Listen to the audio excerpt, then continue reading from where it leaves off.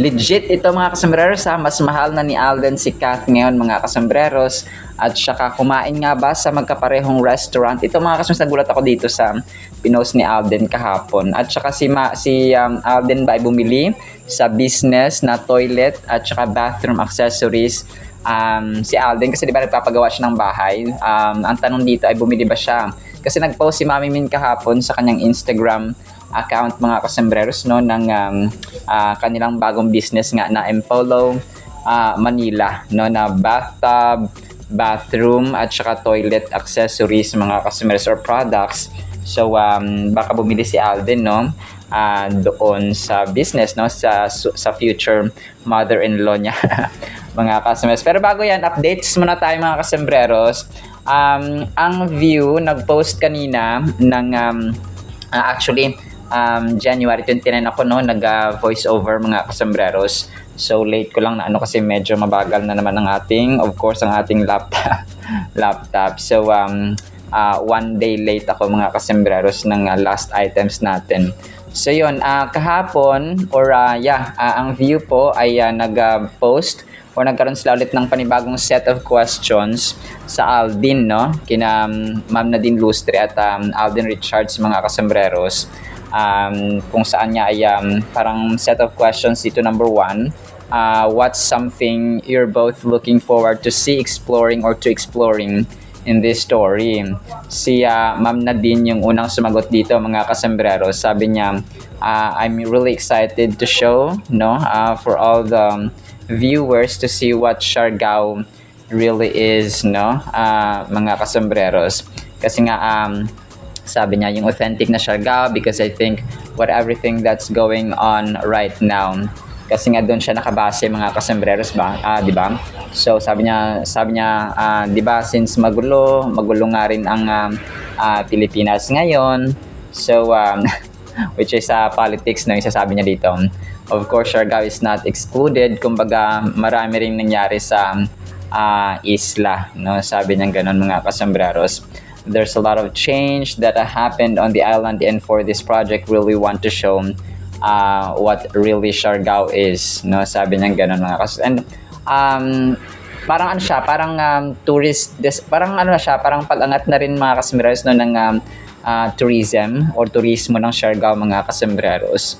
So sabi niya sa Siargao. So yun, sabi niya yung authentic na Siargao, doon ako mas na-excite. Ikaw, sabi niya kaya Alden mga kasembreros. So sabi naman ni Alden dito, sabi niya, I think I've never played any role na ang setting ay nasa island. No?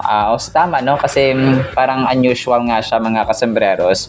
So sabi niya dito na it's also new to me as an actor kung paano ako maapektuhan nung location, because I would like to believe that location of every project or series character din character din yung lugar mga kasembreros no, kagaya ng di ba Hello Love Goodbye, nasa Hong Kong sila, Hello Love Again.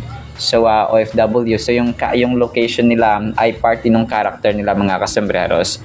So sabi pa dito ni Alden we've heard so much a lot about Siargao, how beautiful and how serene that place is no. So and sabi niya, how people sometimes that go there that do not want to leave the island.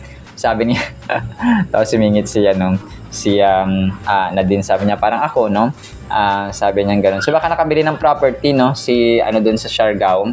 Alam kang Siargao dito lang yan sa sa Surigao.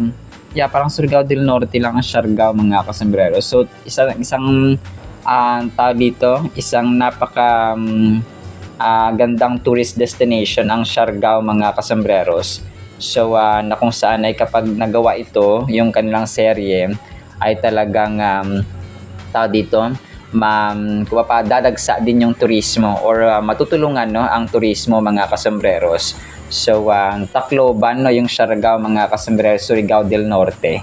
So yun siya no, Siargao, Surigao. So parang magkatunog lang sila mga kasembreros no ng Siargao at saka Surigao. So parang doon din nango ang kanyang pangalan mga kasembreros. So sabi pa dito ni Alden parang sinads na, but I think it's also new to me. That's one part I'm excited about. So kasi di ba parang mag-lock-in taping na sila doon mga kasembreros Pero hindi ko muna spill yan mga kasembreros kasi nga part yan ng ating next item or ng ating main item. Since sabi niya dito, since we're talking about the Siargao curse of people going there and not being able to leave after being there for a certain amount of time. Tapos sa dugtong niya pa dito ay baka mangyari sa akin. So let's see. Sabi niya ganun. So sabi niya, let's see. That's also one of the things I'm looking forward to. So tingnan natin. Oo, sabi ni Nadine. So baka patay ito. Baka pupunta. Tsaka sabi ni Alden, baka kapitbahan daw sila ni Nadine mga kasembreros, no? Pero joke lang yun ni Alden. Dito yung bahay mo pinapatay, huwag mga kaming pops, no? Pinapatay niya yung bahay mo. Baka bumili siya ng property doon, pwede, no? Baka magkapitbahan na kami, may property ka na naman doon. Okay. So meron na palang property doon si Alden. Napaseguhan niya na ni Nadine, no? Ang ngayon ko lang nalaman mga kasembreros. Meron na pala siya doon sa Siargao. So tapos ang question number 2 dito ay what kind of energy do you think each of you will bring to the show? Tapos ang unang sumagot dito ay si Alden mga kasi initially magaan na si Nadine talaga. I mean magaan, light. I think it's always about starting off with on a good note. No, sin siya mga kasus dapat. So I think that's what happening to us and today. So lalo na nakadagdag sa excitement, sabing ganun. And sabi na din, parang feel ko na rin na ang galing ng set natin. No, sabing ganun. Parang nag-start na tayo mag-shoot and of course tayo it's really telling we're talking about a lot of things na even before we started. So that's really important kasi it's not about the first impression but it's about knowing na meron na God connection. So tama mga kasusunod and understanding na when you start working at least di mahirap, no? Ganon kasi welcoming daw. Minsan pa na you tend to reciprocate the energy that's been given to you. Sabi dito niya Alden mga kasus, kung parang give and take, no, reciprocate. Kung ano yung energy niya, ganun yung energy. So parang equal sila, vice versa. No, thanks. No, we are right now talking to you guys. I think that's what it did to us at the moment. So sabing ganun. So mamaya piplay ko ito mga kasusa para marinig niyo po first hand yung kanilang mga sinabi. Tapos, next item natin, isa sa main items or major items natin ito mga kasus na kung bumili ba si Alden. Si Mami Min, nag-post kagabi ng kanilang business na Impolo, Manila mga kasembrero. So, andito ay merong freestanding gold faucet and shower, freestanding bathtub, tapos meron din silang wall-mounted toiletry, tapos wall-mounted LED mirror, single lever gun metal faucet, above counter glass art basin. Tapos isa sa dalawa yung posts niya actually, no, sa kanyang Instagram mga kasembreros. So yun, parehong siya, parehong mga tarito. Isa lang pala, sorry. So marami lang pala, so yun na pala yun mga kasembreros. Sorry po. Tapos ito, ang cute ng post ni Riza mga kasus na pinost niya yung kanyang corgi. Si corgi mga, hindi ko alam kung paano ito kasi si Bailey. Yun, yung mga aso nila na kulay brown mga kasembreros, no? Mamahalin itong corgi mga kasus, no? Pinasegwehan ko lang. Tapos, ito, next item natin mga kasembreros. Pinost ito 13 hours ago. Stars of the Philippines ang nag-post mga kasembreros na breaking. Catherine Alden post at the same time online. Is this finally the long hidden relationship fans have been waiting for? So details in the comments. So Alden post na no need to hide. No, grabing likes, 340 likes 13 hours ago. So wala naman silang tinatago mga kasembreros, no? They're just keeping their relationship private mga kasembreros. So private but not secret. Kasi yun ang gusto nila, no? Talagang ayaw nila masawsawan ng kung ano-ano mang mga issue. Kasi nga yung mga ganong relationships na yung parating spotted, parating nakita magkasama ganito, ay ilang buwan lang, 1 taon, 2 taon, 3 taon naghihiwalay agad mga kasembreros. So hindi ganoon ang Kathleen. Ibang level yung kanilang relationship na low-key lang. Tapos ito, 1 hour ago, Katrinatics fans, umasa po ako na sana hindi AI to please, pagbigyan nyo na kami. mahal na mahal namin kayo. So pero ito pa ay AI, no? Yung cat din sila na privately. So itong mga posts nga na nasa bundok sila mga kasombreros, AI po yan, no? Pero wag ka mag-alala, no? Sa admin ng Catinatics, wag ka mag-alala kasi ay low-key lang talaga ang dalawang ito mga kasombreros. Tapos ito, ang cute. Na-recall ito mga kasombreros, no, ng isang admin kagabi. Yung, dito, yung kulitan ni Alden at saka ni Kath nung promo pa na ano. Kasi January 27, yung on this day niya. So, medyo late nga ako, no? January 27, 2024. So, ang sarap niya panoorin. Sabi niya gano'n. Sabi dito, parang binasa ni ni Alden yung comment. Ang comment, sabi ni Alden, super crush kita, no? Referring to Kat, parang nagbasa sila ng comment ng mga fans, tapos yun ang yung binasa ni Alden with feelings and conviction mga kasombrero sa pagbasa niya, no? Play ko to mamaya para marinig ninyo mga kasombereros. Sabi niya, hi Kat, sabi niya, sobrang super crush kita, sabi nga ni Alden kay Catherine. So, pero ito po ay, yung parang sinabi ng fans ba, binasa lang ni Alden mga kasombreros. So, ibig sabihin yung nag-comment ay super duper crush ni, super duper crush niya si Kat mga kasombreros. Pero ito po ay part ng kanilang, tawag dito, promo dati sa Hello Love Goodbye. Sa Shopee naman ito mga kasombreros. So, naka-orange sila. Akala ko TNT, hindi pala. So, Shopee pala ito mga kasombreros, no?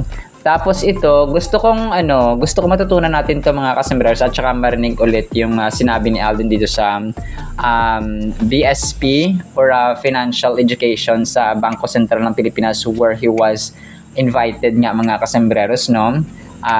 Na kung saan ay invite siya para mag-share ng talk mga kasombreros or inspirational words, no? Na kung saan ay sabi niya dito ay yung mundo daw natin ngayon ay sa social media, flex, di ba? Uso yan, di ba? Pag may bago kang cellphone, pag bago kang damit, may bago kang gamit, may bago kang binili, may bago kang ganito. So, pagkain for example, no, flex, no, parang flex culture, sabi niya ganun mga kasombreros. So, ang sabi niya dito, one thing to get out or parang get rid away mga kasombreros ay know your value. So tama yun mga kasombreros, kasi ang tao, di ba, pag finlex ni kumpare, pag finlex ni kaibigan, pag finlex ni tropa, pag finlex ni kumare, pag finlex ng kapitbahay, pag pinost ni ganto, so tapos nainggit ka. So sabi niya, kailangan alamin mo yung value, yung halaga mo mga kasombreros. So, but first consider your worth, and then it depends naman sa tao mga kasombreros. So, pero sabi niya dito ay talagang may disiplina ba? Kailangan ko bang bilhin to?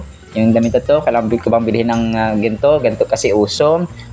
Kailangan ko bang kailangan ko bang bilhin yung binibili ng taong nilook up ko, and so on mga kasombreros. So sabi niya dito, it's not necessary kasi ganun ng sabi niya dito, differentiate niya yung want at saka need. Kaya want ko ba ito, gusto ko lang ba ito, kailangan ko, no? Ganun siya mga kasombreros. So yun yung in-emphasize dito, and it's really important dito mga kasos, kasi ang tao talagang walang disiplina sa pera, sa income nila mga kasombreros, no?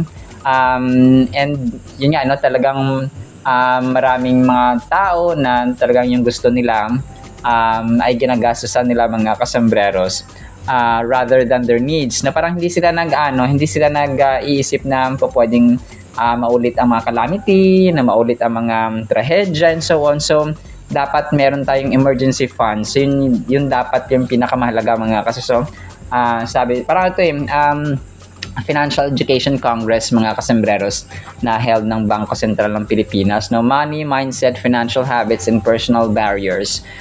Strategies for overcoming challenges. So, mga kasombreros. So, alam ko, although throwback ito mga kasombreros, no? So, pero ito po ipi-play ko mamaya mga kasombreros, no? Kasama niya dito si Isabel Daza mga kasombreros. So, para ma-appreciate po ninyo mga customers, no? Which is very helpful ito, especially when it comes to pagbabudget, no? At saka paghawak ng pera na meron ka.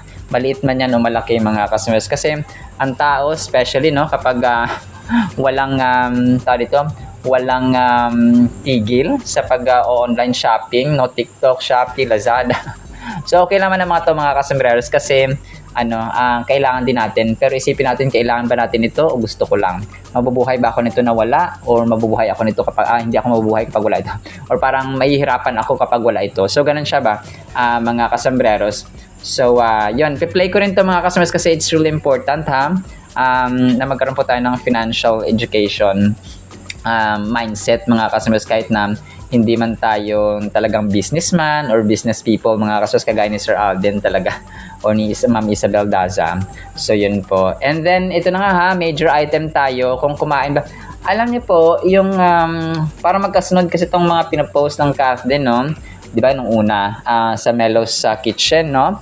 Si Ma'am Catherine mga customers sa Taguig na na-flash na natin. Tapos si Alden naman kagabi which is in advance ko nga yung voice over mga kasombrers, no, ay nag-post, no, ng nagulat ako kung saan siya dito, no, sa pictures na pinost niya mga kasombrers kasama sina Pat Kauna, tapos sina April, no, at saka sina yung team ni dito ni Sir Pat Kauna, si Shakri yung alalay or parang best friend din ni hindi ko lang kung best friend or alalay or personal assistant ito ni Sir Pat Kauna mga kasombrero.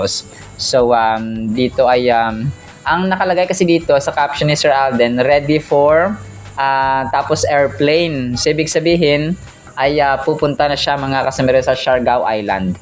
Okay, tapos ang emoji kasi dito sa isa, yung tatlo lang sila mga kasombrero, no? Kasama dito si Joseph, tapos si Pat Kauna. Ayun, so Kyoto.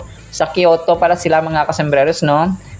Kumain dito mga kasombrers and mga ka-Athenatics. So although hindi ito yung the same restaurant na pinagkainan ni Kath at saka ni Alden, hindi sila pareho mga kasombrers. Ang mahalaga naman talaga dito ay nag-uusap sila mga kasombrers, no, individually or privately mga kasombrers. So yung Kyoto na ito ay parang kainan din siya mga kasombrers na isang Jap. Wait. Parang ito yata yung ito yung damit ni Alden, 'di ba? Black. So parang wait. Parang kailangan galingan natin ng pag-iimbestiga mga kasombrero. So parang ito yung parang ito yung suot ni Alden nung spotted siya doon sa natin nung nakarang araw, yung kahapon or nung nakarang araw pa lang. Na kung saan ay tao dito, si Alden ay pinahawak ng baby na spotted sa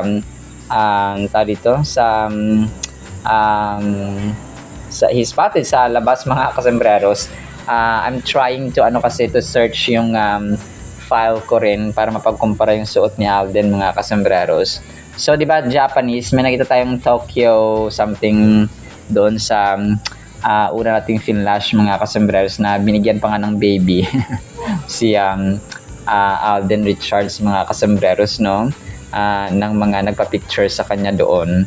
So, pero mamaya, confirm ko to mga kasos. But in the meantime, details muna tayo, detalye muna tayo. So, yun.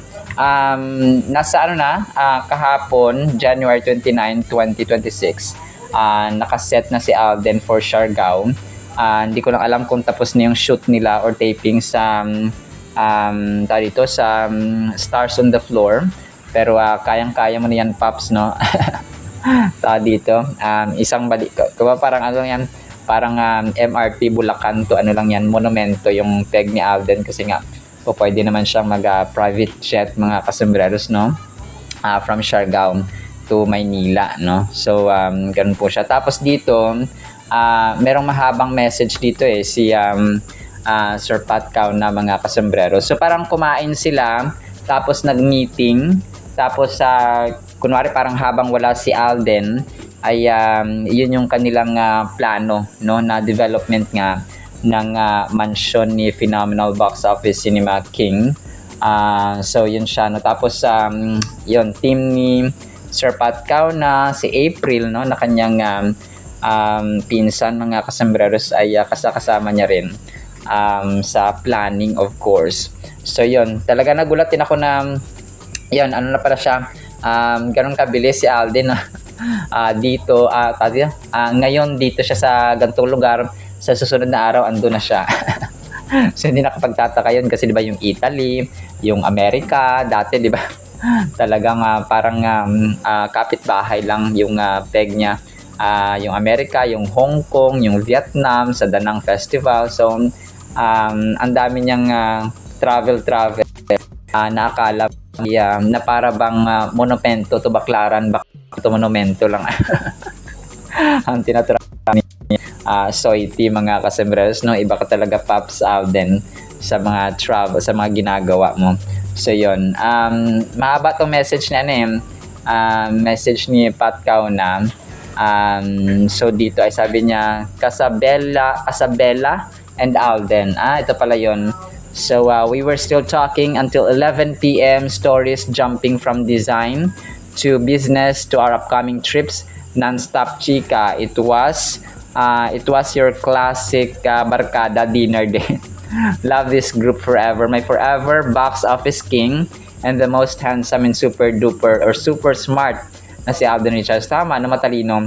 My sister loves forever April CP and my showbie and partner in crime, si Everyday Shakri MND, and to our super loves power couple and clear barkada friends. Thank you for the beautiful dinner. Si Steny Koy, tapos si Joseph, na yung mag-asawa yata dito, yung parang singkit pareho. Casabella PH, tapos OPNPH. So parang yun, so marami pa nakatag, mga kasos. Pero yun po, no, si Alden po ay nasa Siargao na. Nagulat talaga ako, no, meron na pala siyang property sa Siargao. So parang halos lahat yata ng parang ano siya, no, parang tourist destinations, tapos gagawa na naman ng business doon si Alden. So tingnan natin kung ano na naman yung gagawin ng business sa Siargao, mga kasembreros. Baka beach resort din, of course, kasi nga kilala ang Siargao sa beach resorts, mga kasembreros, yung mga swimming pools, bakasyonan, etc. So ganun po siya. And then so yun, no, hindi man sila pareho ng pinagkainan. Ang mahalaga dito ay talagang low-key lang ang Kathleen, mga kasembreros, no, sa kanilang relationship. So ngayon ko lang nakita yung file, no, nung okay, so parang itong wait hindi, magkaiba siya, mga kasembreros, yung may cap siya, magkaiba siya, mga kasembreros. So yun. Pero nonetheless ay talagang busy ang schedule niya, Pops Alden. So dito kasi sa dito sa may pinost niya kasama sina Sir Pat Cauna ay may kwelyo, yung kanyang black na damit. Tapos dito sa labas naman ay parang t-shirt lang siya, mga kasembreros, no, or t-shirt na meron siyang cap or may sombrero, mga sombrero, mga kasus. And then ito, so isa sa mga major items din natin, so mas mahal ni Alden. So dito, mga kasus, nung tinanong siya ng set of questions ng dito ng Star Cinema, although nung Hello Love, parang after na ito ng Hello Love Again, mga kasembreros, parang ginawa ng Star Cinema dito, nagbigay sila ng the same set of questions nung 2019, nung Hello Love Again 5 years ago, mga customers. Tapos tingnan nila kung pareha pa rin ba yung sagot ni Alden ngayong 2024, mga kasembreros, no, na kung saan ay parehong set of questions, tapos kung pareho ba yung sagot, mga kasembreros, no? May mga parehong sagot, pero ang pinaka tumatak talaga sa akin dito ay yung kay Ma'am Catherine, na talagang napamahal, as in mahal, as in closer, as in mas intimate siya, mga kasembreros. Kasi noong 2019, yung sinabi niya lang kay Ma'am Catherine, kasi pinadescribe, pinalarawan siya, isa sa mga questions, pinadescribe si Ma'am Catherine kay Alden. So describe Catherine in 3 words. Sabi ni Alden, mas magaling, masipag, mabait. So tapos, nung sa 2025 na, sabi niya maalaga, passionate, lovable, o di ba? So dito mo nakita talaga nag-level up yung kanyang relationship sa mga kasus. Bakit mo kasi sinabing lovable, Pops Alden? So mamaya play ko to para marinig ninyo mga para marinig ninyo mga kasus. Marami siyang kuwela moments din dito eh. Mga kasembreros, no? Sabi niya, di ba, maalaga, o sinong ilagaan ni Ma'am Catherine, di ba? Syempre, maalaga si Ma'am Catherine kasi nga nilulutuan ka ng ano, di ba? Ng mga steak, adobo, at saka ano nga ba yon yung isa mga kasembreros, no? Basta nilulutuan siya doon ni Kath, mga kasembreros sa tayo ito sa set ng Hello Love Again sa Canada. So legit yun mga kasembreros, talagang nilulutuan ni kasi yung ano yung nga, di ba, saksi rin si Direk Cathy, no, na kapag sinabing wag mag-usap, maya-maya doon na nagkainan na ng nagkainan na sila mga kasembreros. Yung sinabing wag kausapin si Catherine, maya-maya nagalambingan at saka nagkulitan ang dalawa, di ba? Sorry po. Natatawa kasi ako dun sa sinabi talaga ni Direk Cathy during press con nila. Yung pangalawang press con nila na tapos na yung shoot nila ng Hello Love Again sa press con. Sabi niya, wag kausapin si Catherine, wag mag-usap, maya-maya pagkat andun na sa sahig naglatag na ng maupuan ng makakain nila.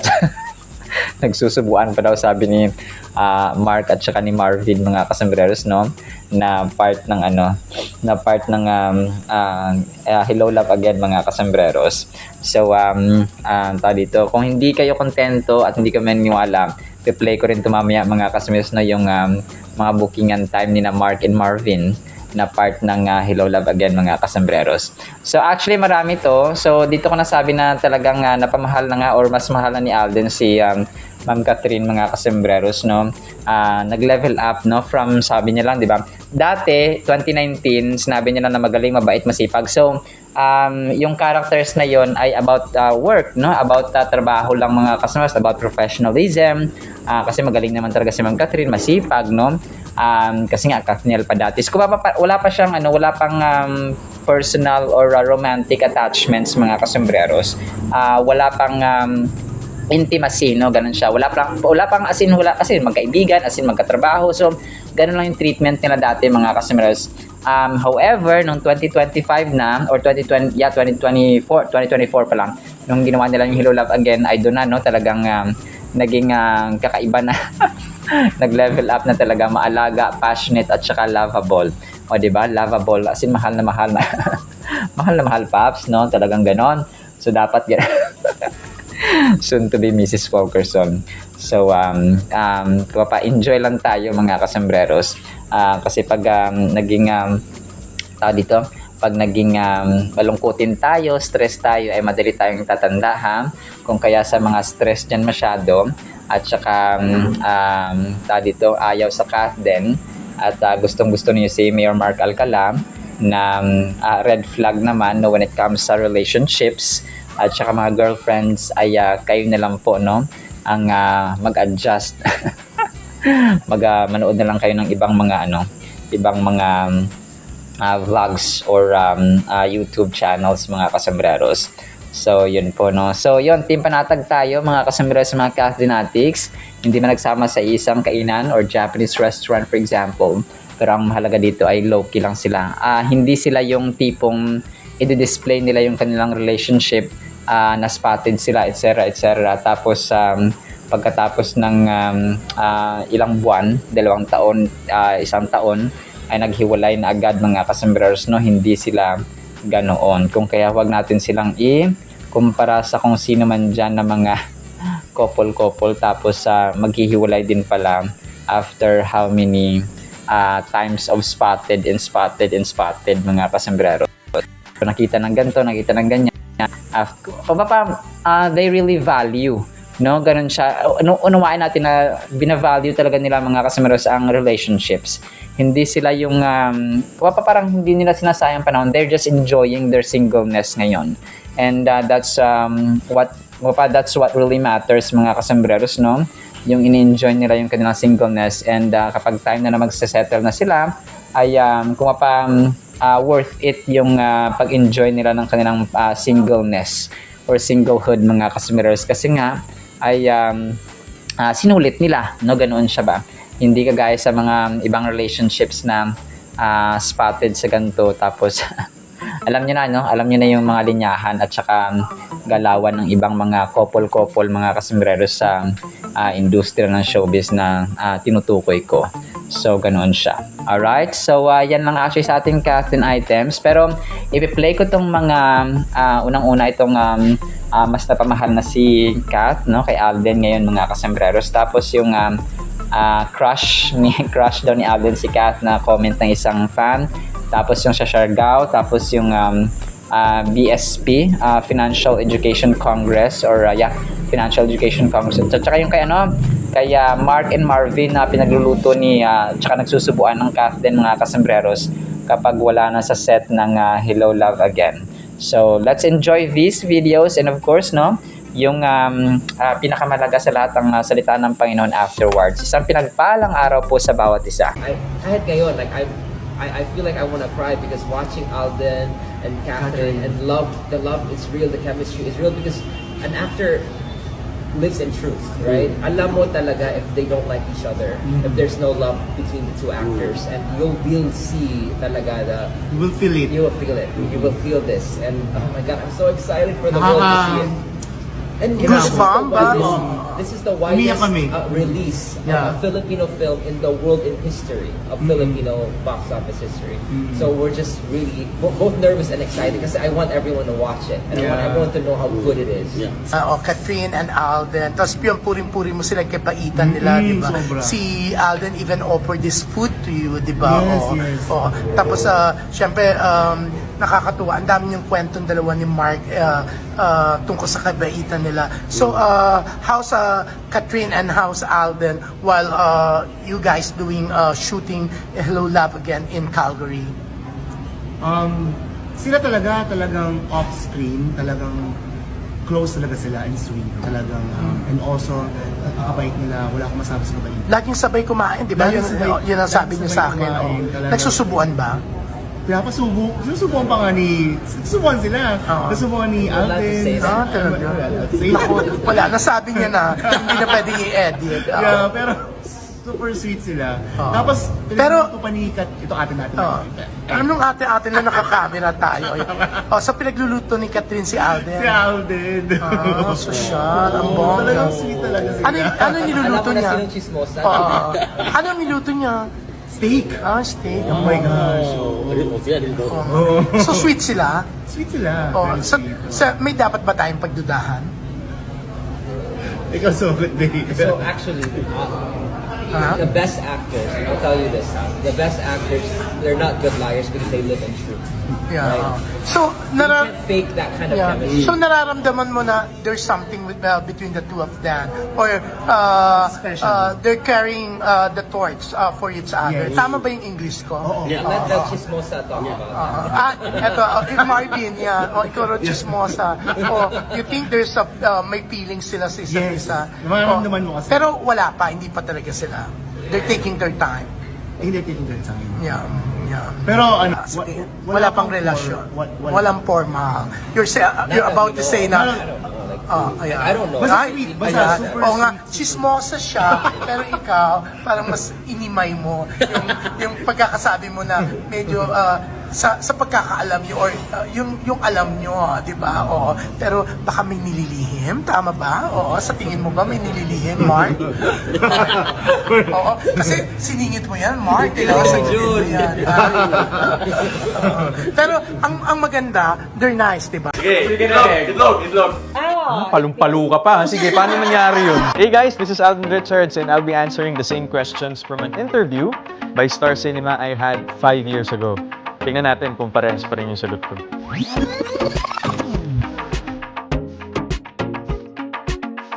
Okay, first one. What is your biggest fear? Biggest fear? Still, whales. Biggest fear. Whales. Yes! Hindi yung pinanood Hindi ko pinanood yan. Okay. You're applying for work. Describe yourself. My name is Richard Colkerson Jr. and I'm a very efficient person. I learn fast, and you can ask me to do whatever you want me to do. Ito yung 5 years ago. Nag-apply ka ng trabaho, describe yourself. I'm willing to learn, mabilis po akong matuto, and I'm gonna give it my all. Ah, Ano daw? ganun pa din. Halo. Kasi under time pressure, kaya ang bilis na sumagot eh. Parang fast talk nung 5 years ago. Yes. Describe Catherine in 3 words. Maalaga, passionate, blah blah blah. Describe Catherine in 3 words. Magaling, bait, sweet. Okay. Okay, what did you have for dinner last night? Inihaw na bituka ng baboy at saka isaw na mechanic. What did you have for dinner last night? Kape. Kape? Sorry, wala nang diet ngayon. Diet minute. What is your best feature? Ano nga ba sinagot ko dyan? ang corny lang kasi pag dimples lagi na lang yan. Siguro may hands. I have quite big hands. Ngayon ko lang siya na-realize. What is your best feature? Best feature ako? Dimples. Ayun pa din. Corny mo! What's your pet peeve? Pet peeve. Dirty nails. Sa akin dirty nails. What's your pet peeve? Maduming pa. Maduming pa. Okay. Madamig pa. Umakyat na yung 1 year, so kamay na. Kamay na madumi pa. Okay. Your most used emoji? Oh, great. No. Your most used emoji. Most used emoji yung may shades. Ayun May shades. Ay, ngayon pray na. Oo. Bait na tayo. Name an actor you look up to. James McAvoy. Okay. Johnny Depp yan. Name an actor you look up to. John Lloyd Cruz. Robert Downey Jr. Ay, hindi. Ay, iba. Mali. Okay, lang ganun talaga. James Yung McAvoy shades. na. Okay. If you got stranded on an elevator, what are the first 3 things you'd do? Alright. Stay calm. Check yung phone kung may signal and wait for help. If you got stranded on an elevator, what are the first 3 things you will do? Magdadasal, tatawag ng tulong, tsaka hanap ng way out. Ganun pa din. Ano Way same? out. What would you find at the end of the rainbow? Treasure chest. What will you find at the end of the Ko rainbow? yata sagot ko. Uy! Ano nga ba? Ano nga ba? Kayamanan, gold. Tama, Same, tama. treasure chest. Ano ang nauna? Itlog o manok? Alam mo, pag sinimulan natin i-dissect ang katanungan yan, naabutin tayo ng hanggang kinabukasan sa balitaktakan. Kaya ako, ang sasabihin ko talaga, manok. Manok talaga. Ano na una? Itlog o manok? Napili ko na ko sa tayo. Sige, itlog, itlog, itlog. Palong-palo ka pa. Sige, paano nangyari yun? Last, do your wackiest face now. Ganun. What's your wackiest face now? Same! Definitely, kasi parang I think we live in a world right now where flex culture is very dominant. Parang whatever we post on social media for public consumption creates an impression. But I think one thing to get out of that, or one move to get out of that, is to really know yourself first. Know your value, know your worth. Because you don't need, of course, it really depends pa rin upon the person. If I mean, you're so succumbed to the stigma of I need to buy these clothes because ito yung uso. I need to buy everything that this person that I look up to has just so I could be at par with his or her image. I think it's not necessary. I think it's a want rather than a need, because you can utilize your money to other meaningful stuff and things. And I think finding purpose in every day gives value to your hence connecting to your spendings. Purpose, hanapin niyo po, saan ba ako, where can I make a difference? Saan ba ako makakatulong? And I think that's what really matters right now. It doesn't have to be, whether big or small. I think having a purpose in life doesn't require volume. It's the intention. And I think that's what matters, I mean, at the end of the day. Ako, I'm really excited to show for all the viewers to see what Siargao really is. Yung authentic na Siargao. Because I think with everything that's going on right now, since magulo nga din yung Pilipinas ngayon, And of course, Siargao is not excluded. Kumbaga, hindi din, marami din nangyayari sa isla. And there's a lot of change that happened on the island. And for this one kasi, for the project, we really wanted to show what Siargao really is, yung authentic na Siargao. So yun, mas doon ako na-excite. Ikaw? I think sa akin naman, parang I think I've never have played any role na ang setting ay nasa island. So parang it's also new to me as an actor kung paano ako maaapektuhan ng location because I'd like to believe that the location of every project and every film or series, character din yung lugar. So we've heard so much a lot about Siargao and how beautiful, how serene the place is, and of course how people sometimes that goes there doesn't want to leave the island. Parang ako. So yeah, parang si Nats. But I think it's also new to me, and that's one part I'm excited about kasi hindi ko nga alam since we're talking about the Siargao curse of people going there not being able to leave after being there for a certain amount of time. Baka mangyari kasi sa akin. So let's see. But that's also one of the things na I'm looking forward to. Tingnan natin. Oo. Kapit-bahay na kami. May property ka naman na doon. Ako initially magaan na sino din talaga. I mean, magaan, light. I think it's always about, starting off with On a good note. on a good note. So I think that's what happened, what's happening to us and what happened today. So lalong na nakadagdag sa excitement actually. Parang nafe-feel ko na din na hanggang ng set natin. Pag nag-start na tayo mag-shoot. And of course tayo, parang it's really telling na tayo like we're talking about a lot of things na kahit kanina before we started. And that's really important kasi it's not about first impression but it's about like knowing na meron agad connection. Correct. And understanding na when you start working, at least hindi mahirap. Welcoming kasi yung energy ni Nats. So kaya parang, alam mo yun, parang you tend to reciprocate the energy that's been given to you. So like how we are right now, talking to you guys, I think that's what it did to us at the moment. Super powerful ng ating Word of God. Ang title po ay Saksi ang Diyos. 1 Thessalonians chapter 2 verse 5. For neither at any time did we use flattering words, as you know, Apostle Paul speaking, nor a cloak for covetousness. God is witness. So, napaka-powerful nito mga kasembreros. Parati nating iisipin na, kunwari, gumawa tayo ng mabuti, gumawa tayo ng masama. Neither or either of the two mga kasos or both na activities na gagawin natin, mabuti o masama, may nakakalaman or may nakakaalam or wala mga kasembreros ay ang Diyos po natin ay witness. Okay? Alam na lahat mga kasembreros ng pangyayari, ng ginawa natin, ng gagawin natin mga kasembreros sa lihim man ito o sa hayag, sa dilim man ito o sa liwanag natin ginawa mga kasembreros. So don't worry kapag gumagawa ka ng mabuti kasi yung mga taong gano'n na nadi-disappoint sila at times na gumagawa sila ng mabuti. Kunwari, tumulong sila, nagsuporta sila, or parang tumulong sila or kung paggipit yung isang kaibigan or yung isang tao na kilala nila, may humingi ng tulong sa kanila, tapos tinulungan sila, tapos parang hindi man lang pinost or hindi man lang hindi man lang pinost or hindi man lang kunwari, parang nagpasalamat ba, parang ganun mga kasembreros. So wag po tayo mag-alala, no? Kasi hindi yun lingid sa kaalaman ng Panginoon. Every single activity, every single thing na ginagawa natin sa mundong ito mga kasembreros ay alam na alam at nakalista, no, sa langit mga kasembreros, nakalista sa talaan mga kasembreros doon ng Diyos sa atin. So doon kasi sa langit merong kanya-kanyang ang tawag dito, class record. Sa eskwelahan, di ba, merong class record mga kasembreros. So doon sa langit merong heavenly record.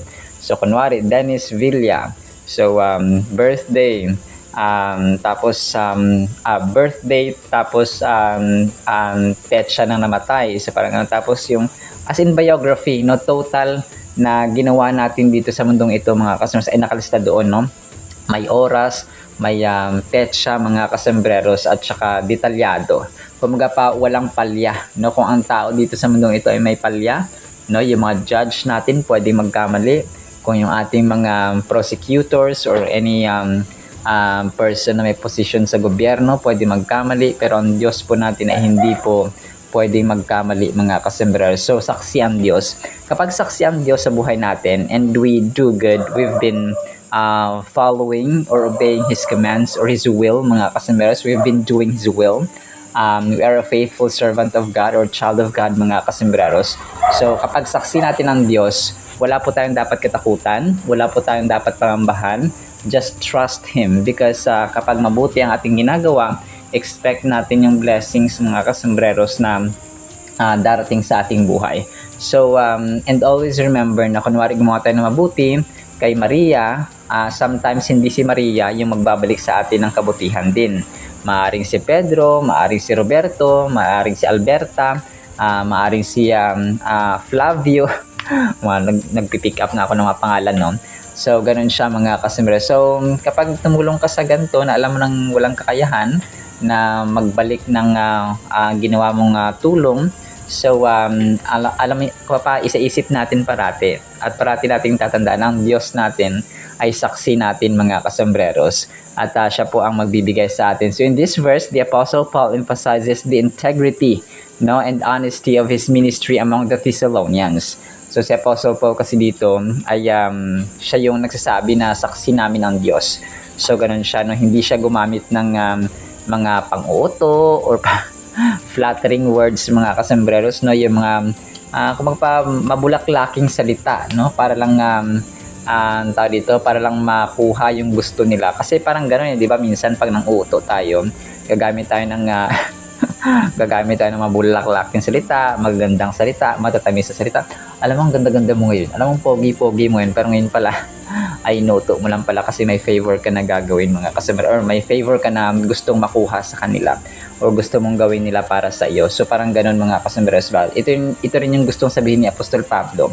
So in a more serious context, sabi niya, for neither at any time did we use flattering words, as you know, nor a cloak for covetousness. So covetousness, no? Ito yung pang-ari mo or pang-agaw mo ng bagay na hindi sa iyo, mga kasombreros. Kumaga pa, gagamitan mo sila, kunwari, may posisyon si Apostol Pablo. Siya yung isa sa mga founders ng mga churches na ito, no, sa Thessalonia. Tapos gagamitin yung posisyon niya, no, para kuhaan ng gantong member o may miyembro siya na mayaman. So, pwede niyang hututan nyo, no? Pwede niyang hinga ng pera, and so on, mga kasombreros. So, pwede niyang gawin, pero hindi, no? Kasi alam niya ang witness, ang Diyos, mga kasombreros. It's either kapag ikaw ay naging abusado sa iyong posisyon or sa iyong pagkakaluklok dyan or sa kung anumang mission na binigay sa kanya ng Panginoon, of course, to share the gospel. Kung naging abusado ka ay may parusa. No, kung ikaw ay naging masunurin, naging authentic, naging genuine, naging honest, naging full of integrity, mga kasunod sa harapan ng Panginoon, ay merong pagpapala. So as simple as that, no? Paul and his companions came to the Thessalonian church not with smooth words or deceptive practices, but with sincerity and a genuine desire to share the message of Christ. Flattering words can often be used to manipulate or mislead people for personal gain. So kagaya na mention natin, mga kasombreros, no, flattering words, cajolery or blandishments, no, yung ibang English vocabulary synonyms nito, mga kasombreros. So gagamit ka ng mga napakatamis na salita, napakagandang mga salita, mga adjectives, no, para lang makuha mo yung gusto mo, mga kasombreros. So personal gain, mga parang ano, no, talang dito na talamak na talaga yung kapag nangangampanya sa eleksyon, yung mga politiko, mga kasombreros, talagang, grabe, pangako dito, pangako doon. Pagkatapos ng eleksyon, hindi mo na sila mahagilap. Kasi nga, nakota na sila ng paldong-paldo na, sorry po sa mga term, paldong-paldo na yung mga kaperahan na nanakaw nila, mga kasombreros. Hindi naman lahat, pero yun nga, no, talagang yun yung nangingiral na espiritu sa ating gobyerno ngayon. In contrast, Paul highlights that he did not use such tactics. No, taktika kasi ng kaaway yun, minsan na uutuin ka, no, na lilinlangin ka, mga kasombreros, para lang makuha yung gusto nila, no. He emphasizes that their motivation was not influenced by greed or ulterior motives. So yun nga, no, greed, talagang kasakiman, no, mga kasombreros, insatiable hindi sila nasasatisfy, no? Yun po yung insatiable, mga kasembreros. So, ano sila, grabby, no? Kumaga pa, gusto nila maangkin pa yung iba. No, from grab, it's from the word grab, mga kasembreros. Tapos, yung grabby is adjective, no? Yung meron ka na, gusto mo pang maangkin yung sa iba. No, ganun po siya, mga kasembreros. Yung gluttony, iba naman po yun. Gluttony ay yung masiba ka, no? Mapalakain ka, mga kasembreros. So, walang tigil na pagkain kahit na sobra-sobra at labis-labis na. So yun siya, no? The reference to God as a witness signifies the gravity of their intentions. They are not only accountable to the church, but they're also accountable to God. So ito dapat yung isipin ng mga public officials natin, no? Na hindi lang sila accountable sa tao. Kumbaga parang taong bayan, yes, tama po yun. Pero yung unang pinaglilingkuran nila at unang dapat nilang katakutan ay ang Diyos, no? Na kung saan ngayon ay talagang parang nagkakatotoo na yung mga panalangin na hindi man natin ito gusto, no? Na parang unti-unti nang namamatay at saka nagkakasakit yung mga corrupt na mga politiko, mga kasembreros. So, yes, definitely hindi dapat ganun yung panalangin. Pero alam natin ang Diyos kasi pag kumilos, unstoppable yan, no?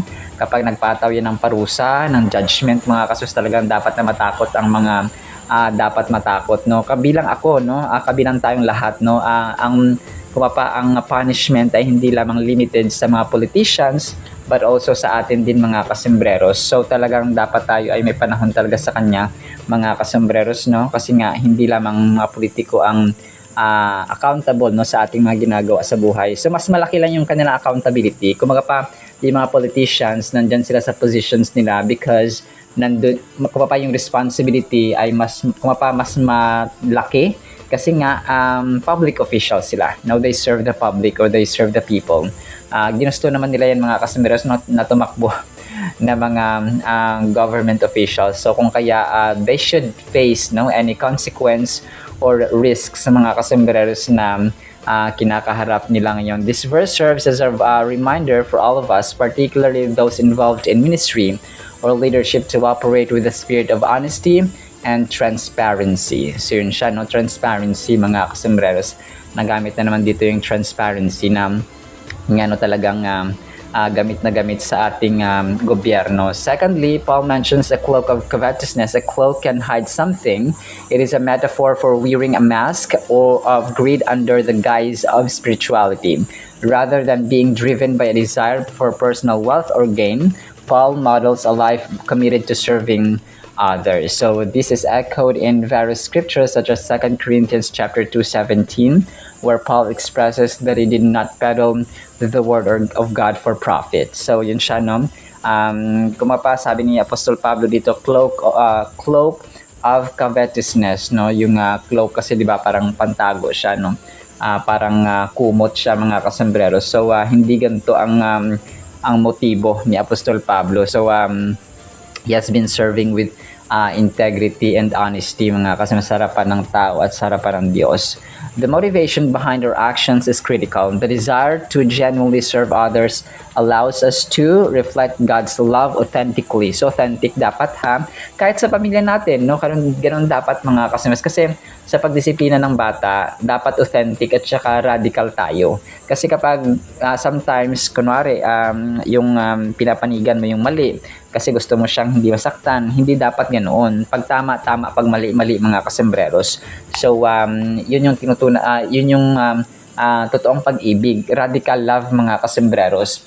Huwag nating parang ayaw mo siyang masaktan, ayaw mo masaktan yung bata. Kung kaya pagtatakpan mo yung mali, no? Hindi po siya ganon, hindi po dapat ganon, mga kasembreros. Pag tama, pag mali. So appreciate mo sila, pagpalain mo sila, at saka bibigyan mo sila ng reward sa tama nilang gawa. Tapos ay sawayin mo sila sa mali, no? Kung kinakailangang paluin, pero pag hindi, kung may limit ba, o 10 beses mo na, ha, pag 10 beses mo na paulit-ulit na ginawa yan, ay papaluin na. So ganun siya, paunawa natin sa bata. So ganun po dapat, mga kasembreros, So in today's world, it may be tempting to seek personal gain, but following Paul's example offers a valuable lesson on leading with humility. When we seek to lift others up without ulterior motives, we are fulfilling the call of Christ. It's essential to remember that our motivations should align with Christ's message of love and selflessness. So yun dapat, no?